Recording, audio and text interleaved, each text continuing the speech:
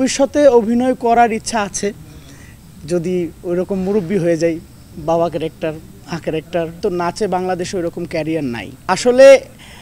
আমি যতটুকু জানি যে এই লাইনে যারা আসে সবাই কম বেশ অভিনয়ের জন্যই আসে প্রথমে। আমিও ওইভাবেই আসছিলাম, কিন্তু ভাগ্যই আমাকে এখানে নিয়ে আসছে। তো এছাড়াও আমার ছোটোবেলা থেকেই একটা নির্মাণ বা কোনো কিছু তৈরি করার প্রতি আমার একটা আগ্রহ সবসময় ছিল। আমি ছিলাম বেসিক্যালি নাচের সাথে।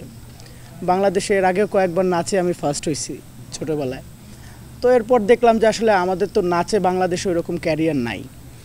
এরপরে শুরু করলাম আমি কি ভালো পারি, কারণ আমার তো এই লাইনটার প্রতি খুব আগ্রহ, মিডিয়া সম্পর্কে আমার খুবই আগ্রহ ছোটোবেলা থেকেই। ওই জায়গা থেকে দেখা গেল যে আমি যেহেতু নাচের ওই ক্যারিয়ারটাকে ওইভাবে আমি বড় করতে পারিনি, তা আমি কি করতে পারবো। নির্মাণের প্রতি আমার একটা সবসময় ইচ্ছা ছিল। তো আমি এরপরে অ্যাসিস্ট্যান্সি করি, এরপর হচ্ছে গিয়ে নাটকে মুভ করি, এইভাবে আগাচ্ছি।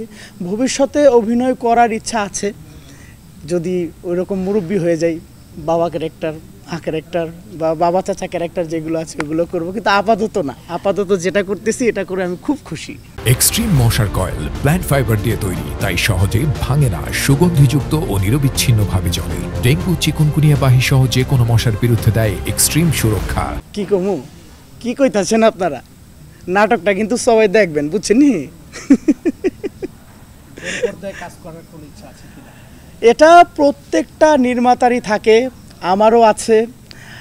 খুব শীঘ্রই হয়তো বা আপনারা শুনতে পারবেন, একটি বড় ব্যানারে আপনাদের সবাইকে নিয়ে একটা ব্রিফিং করে আমরা জানিয়ে দেব আসলে আমার এই বিষয়টা একটু সিক্রেট থাক।